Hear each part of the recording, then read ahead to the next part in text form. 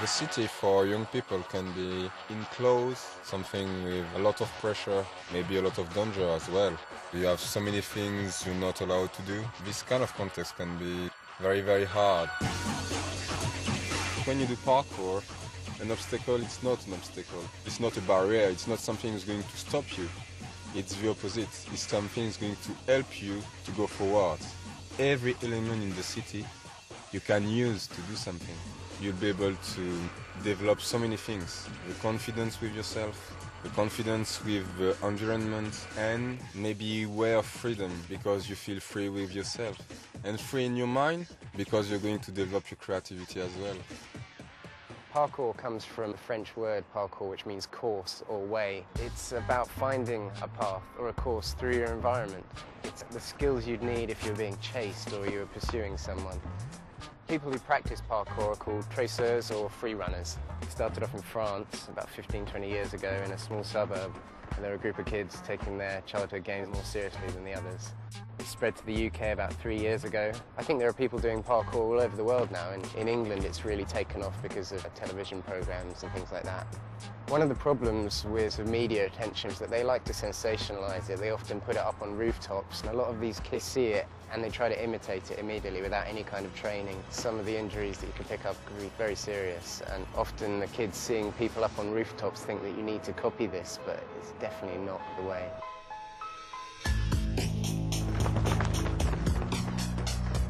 A lot of people have this image that we're big risk takers, that we do it for the adrenaline rush, but that's not at all true. And the important thing about parkour is it's a discipline. It does take years to learn these skills.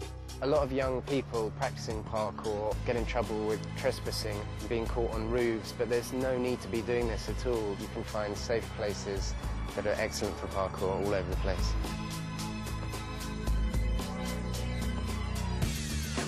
Urban Free Flow are trying to tackle the problem, trying to re-educate people about what parkour really is. And we're working together with Westminster City Council, doing workshops and a youth academy and going to schools. I'm a community sports officer at Westminster Sports Unit, which is part of Westminster City Council. I run a programme called Positive Futures, which is a sports-based social inclusion programme for young people aged 8 to 19, aims to reduce crime, antisocial behaviour and drugs misuse. Working in partnership with Parkour and Urban Free Flow, we actually achieved a 69% reduction in crime in the locality of the free programmes. We also use it to address the no ball games culture that we have in London, so they can use their environment locally to exercise and be physically active. To date, young people involved in parkour, I would say around 500, and that's growing every day.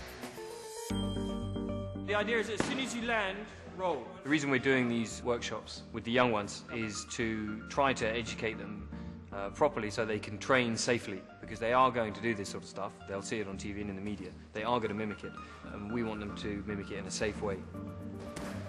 When you do parkour, you have to learn about yourself. You have to use the fear to become more focused, to be able to go farther. More you know your body, more you know how you can move, you're going to become more creative. You're sore doing this on mats. Now think what it's like when you roll on concrete. You can't really avoid minor injuries, cuts, bruises, the odd sprain here and there. That's going to happen. But if you train properly, you should be able to avoid serious injuries. You must, when you're training rolls, consider, would this hurt outside? You've got to build up physically. You've got to be conditioned. You have to be strong, dynamic, and very resilient with your muscles. As your ability grows, your vision just expands. And then wherever you go, any time of day, you're always viewing things as a playground. We're very, very respectful with the people. We're very, very respectful with the environment. If we break something, we're going to break our playground. Forrest and Darren are great teachers. They push you a bit hard sometimes, but it's because they want you to do something. They want you to achieve something. You do the warm-up and you feel tired, and it makes you think, well, I don't really want to be feeling like that. So maybe if I practice and practice, I'll be to the point where I'll be able to just do it without hesitating and without hurting. Came to one of the workshops, it was so hardcore that the next week I could hardly walk because I'm just so unfit. Instead of kind of free running, it's more like free falling for me at the moment. There's like a saying which is, it's better to splat on the mat than to be dead meat on the street. Training is harder than actually doing the stuff. Because when you see it on the videos, you think the guy just thought of it and then just done it, but actually you don't see how hard he worked for it. I really expected it to be competitive, and it isn't at all. We're all a team together, working to get the best that you can be. Before I started going to the classes, I used to practice on the streets and I never used to do a proper warm-up or anything like that, and I really damaged my knees and it would hurt for weeks and weeks and weeks. I've been injured before, my back and my head.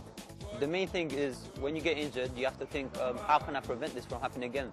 Where there's not a lot of activity for young people to get involved with. Parkour can really help out. I skate, and it's the same kind of idea that you're finding things that are mundane in themselves that you can turn into playgrounds, you know?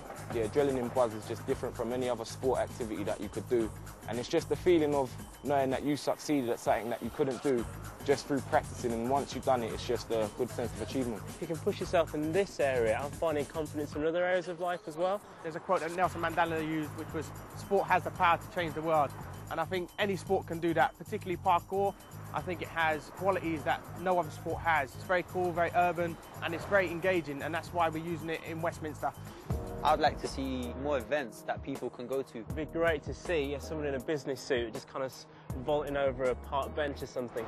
I just want parkour to be huge. I want to be able to step out of my door and see people playing and training. If it continues to be like this, then it'll be quite a substantial hobby for a lot of people, and it'll be quite a safe hobby, and it will be looked upon by everybody else as quite an okay thing to do instead of people frowning upon it. Parkour gives you a sense of freedom. I want young people and older people and everyone to experience that. You don't even have to do it, you can watch and still get a sense of that freedom, and it's an amazing thing.